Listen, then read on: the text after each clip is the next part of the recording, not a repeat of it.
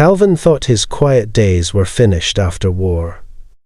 Then, on a routine wood run, he found something impossible, a huge, weakening creature stuck in mud. He could have left it, but he didn't. He risked himself to save it. The events that unfolded after the rescue will blow your mind. What followed next will shock you. Calvin was 56, close to 57, but he didn't look his age. Years of discipline had kept him strong and sturdy.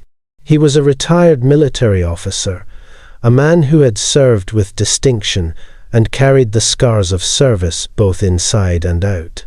In his prime, he had played a significant role in a famous war. His leadership and courage had earned him respect among his men and recognition from his country. He had lived through moments that would have broken most men, but Calvin endured. When his service ended, he chose a quiet life. He never married, never had children. Solitude became his constant companion, and he accepted it without complaint. To him, life was simpler when lived alone. His cabin at the edge of the woods was modest but comfortable, built for utility rather than comfort. Though retired, he kept himself in shape. Old habits from the military never left him. Every morning, he rose early and set about his routine. One part of that routine was collecting wood. It was more than just a necessity for cooking and heating. For Calvin, it was a form of exercise, a way to keep his body active and his mind steady. Carrying logs through the forest, splitting them with precision, and stacking them neatly was part of his discipline. His life had no luxuries, but it had order. And for a man who had spent years in chaos and war, order was enough. It was a Saturday morning, no different from the many before it.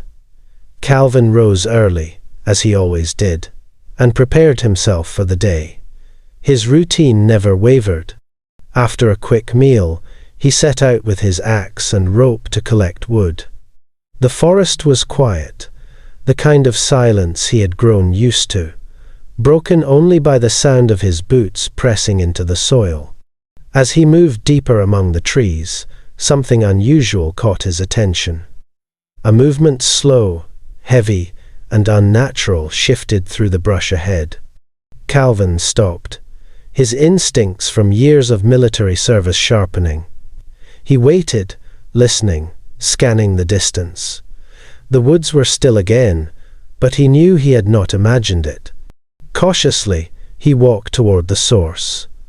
His steps were steady, careful, the way a soldier advances into uncertain ground. Soon, the sound grew clearer. A low, strained groan, deep and unlike any animal he had heard before. He followed it until he came to a wide mud pit left from heavy rains. There, thrashing weakly, was something he never thought he would see. A figure taller than any man, broad-shouldered but gaunt, covered in thick, matted hair. A Bigfoot. The creature was stuck chest-deep in the mud, its limbs flailing weakly as it tried to push free. Each movement only dragged it deeper. Its strength was failing. Mud clung to its body, its massive chest heaving with the effort of staying alive. Calvin froze, stunned at the sight. He had heard stories, but to see it before him, helpless and exhausted, was something he could hardly believe. The creature's eyes told the rest it was close to giving up. Calvin knew the creature would not last much longer if left in the mud. Its size worked against it, each attempt to climb out only sinking it deeper. He scanned the area quickly, his mind working the way it used to in combat: assess, plan, act. He found a long branch nearby and pushed it toward the pit, hoping the creature might grab hold. But the Bigfoot was too weak, its arms barely lifting. Calvin dropped the branch and went back to his truck, retrieving a coil of rope he always carried. Securing one end to a sturdy tree, He tied a loop at the other and worked his way close to the edge of the pit. The mud was slick, the ground unstable. He threw the rope toward the creature. At first, there was no response. With effort, the Bigfoot's massive arm reached, trembling, and caught the loop. Calvin tightened it and began to pull. The weight was enormous. His boots dug into the dirt as the rope strained against his hands.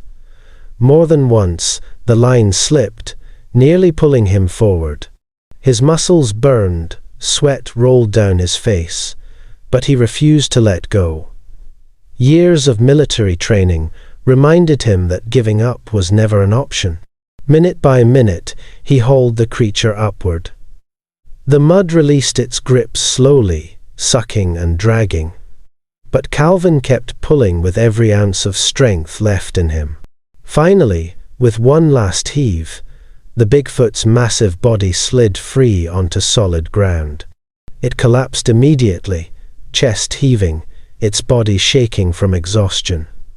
Thick layers of mud covered its fur, its breath ragged but alive. Calvin dropped to one knee, drained, staring at the unbelievable sight he had just saved.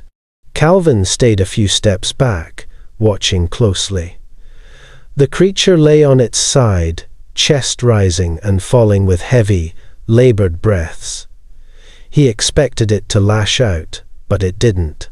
It was too weak even to move. Then, slowly, the Bigfoot lifted its head. Its eyes locked on his, and for a moment Calvin froze. What he saw unsettled him more than its size or strength. The eyes were not wild or empty. They carried something else: awareness. It studied him, not with the panic of an animal, but with recognition. Calvin had seen that kind of look before. In soldiers on the battlefield, men fighting exhaustion, pain, and the will to hold on. The creature made no sound, only breathed in sharp, ragged pulls. Yet its gaze stayed on him. There was no hatred, no sign of violence, just exhaustion and something that looked close to gratitude. Calvin felt the weight of the moment settle in. This was not just a beast struggling for survival. He realized, standing there in the quiet woods, that he had encountered something far different, something closer to man than animal. He had heard the stories, the rumors passed around by hunters and locals, but none of them captured this truth. The creature before him was real, alive, and it understood. Calvin stepped back slowly, his mind racing. Whatever he had rescued, it was no ordinary animal. Calvin could have walked away. The creature was free now, alive, and no longer his problem. But something in him wouldn't allow it. A soldier never left the wounded behind. That rule had been drilled into him for years, and it was still part of who he was. He looked at the Bigfoot lying motionless on the ground, covered in mud, its chest still heaving. It wasn't going anywhere soon. Against his better judgment, Calvin stayed. He gathered dry branches and started a small fire, a safe distance from the creature. From his truck, he brought a container of water and a few scraps of food, bread and dried meat. He placed them near the fire, close enough for the Bigfoot to reach if it tried. At first, there was no response. Then, slowly, the creature turned its head. Its movements were weak, but it stretched an arm forward. Its massive fingers closed around the water container. It lifted it clumsily and drank, spilling most of it but keeping enough to ease its breathing. Calvin stood firm, watching every move, ready in case the creature regained sudden strength. His instincts told him to stay alert, but his gut told him the Bigfoot was not a threat. When it reached for the food, it didn't snarl or growl. It simply ate, slow and deliberate, its eyes still flicking back to him between bites. That silent trust was enough. Calvin knew he had made the right choice, even if danger still lingered. Hours passed with Calvin keeping his distance, but never taking his eyes off the creature. The fire burned low, casting a faint glow across the clearing. The Bigfoot remained on the ground, its chest rising and falling, until at last it shifted. Slowly, it pushed one massive arm against the dirt and tried to lift itself. Its muscles trembled under the effort. It managed to get to its knees, but the strain showed clearly. Whatever strength it once had was gone, replaced by weakness and exhaustion. Calvin didn't move. He watched as the creature finally forced itself upright. Standing, even in such a weakened state, revealed its true size, taller than any man, broad across the shoulders, yet clearly vulnerable now. Its legs shook, and it leaned against a tree for balance. Then came something unexpected. The creature made a low sound, not a growl, not an animal's cry. It carried rhythm, almost like broken speech. Another sound followed, deeper, almost forming a pattern. Calvin listened closely, realizing these were not mindless noises. It was trying to communicate. The sounds were rough, foreign, but deliberate. Calvin had heard men in war speak in languages he didn't understand, yet the intent was always clear. This felt the same. In that moment, he understood the truth. He was not facing a wild beast, but something far closer to human. And this meeting, he sensed, meant more than chance. Once the creature had regained its strength, it stood straighter and looked at Calvin one last time. There was no aggression, only a steady, almost thoughtful stare. Then, without a sound, it turned and walked back into the dense forest. The branches seemed to swallow it whole, and soon there was no sign it had ever been there. Calvin remained frozen, staring at the path it had taken. His heart still pounded, but now from wonder more than fear. He thought about following, yet his legs refused to move. Deep down, he understood this was the creature's world, not his. When night came, the forest was silent, as if nothing had happened. By morning, the tracks in the mud had already faded. Calvin knew what he had seen, yet part of him wondered if anyone would ever believe it. Days turned into a week, and life returned to its routine. No broken branches, no distant calls, no signs at all. The woods stood quiet, and he began to think the event was finished, closed forever. Calvin told no one. The thought of neighbors laughing or calling him crazy kept his mouth shut. The secret stayed his alone. It was a quiet evening. Calvin sat inside his cabin, finishing supper, when he heard it heavy, deliberate steps outside on the porch. His first thought was a bear. But the sound was different, slower, heavier. He stood and moved to the door. When he pulled it open, his breath caught in his chest. There it was, the same Bigfoot he had helped days earlier, now standing tall, its frame fully recovered.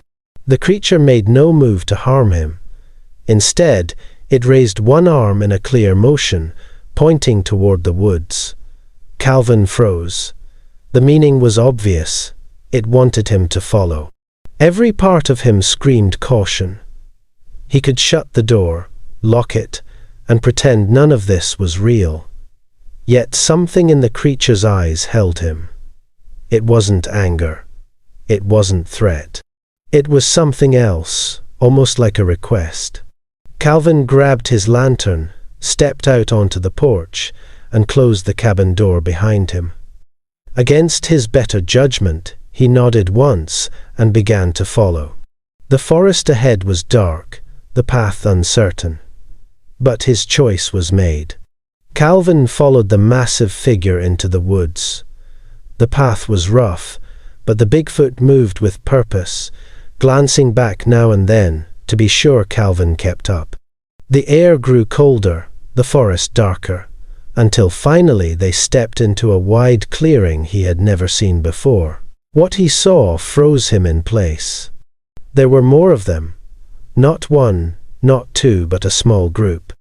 5, maybe 6. Each massive in size yet different in shape and build. Some stood, others crouched near a fire that glowed faintly against the trees. The group noticed him at once. They stiffened, their broad shoulders tightening, their deep eyes locked on the stranger in their midst. Calvin's instincts told him to back away, but he didn't. He stood firm, waiting for what would happen. To his surprise, none rushed at him, none growled. They only watched, cautious, silent, but not hostile. Then Calvin understood. The one he had pulled from the mud was part of this clan family to these creatures. Its survival mattered to them, just as much as his own family once had to him. In that moment, Calvin realized he had crossed a line few men ever reached. He was no longer an outsider stumbling into myth. He had stepped into their hidden truth. Calvin made his way back to his cabin in silence. The woods felt different now, no longer just trees and shadows. He had seen something few men ever would, and it had changed him. At home, he sat at his old desk and began writing. Page after page. He recorded every detail, the mud pit, the rescue, the first sign of intelligence, and finally, the hidden clan. He kept the notes private, locked away. He knew most would laugh if he told them. Others might try to hunt the creatures. Silence was safer. The truth weighed on him, but it was also a gift. Bigfoot was not just real. They were intelligent, careful, and bound together as family. That discovery meant more to Calvin than any medal from his military days. He often thought about the moment their eyes met, the silent trust shown when they let him see their world. That memory stayed with him, stronger than words. Each evening, he still listens at the edge of the woods, waiting. Maybe one day they will return. Until then, Calvin carries the honor of their trust and the secret of their existence.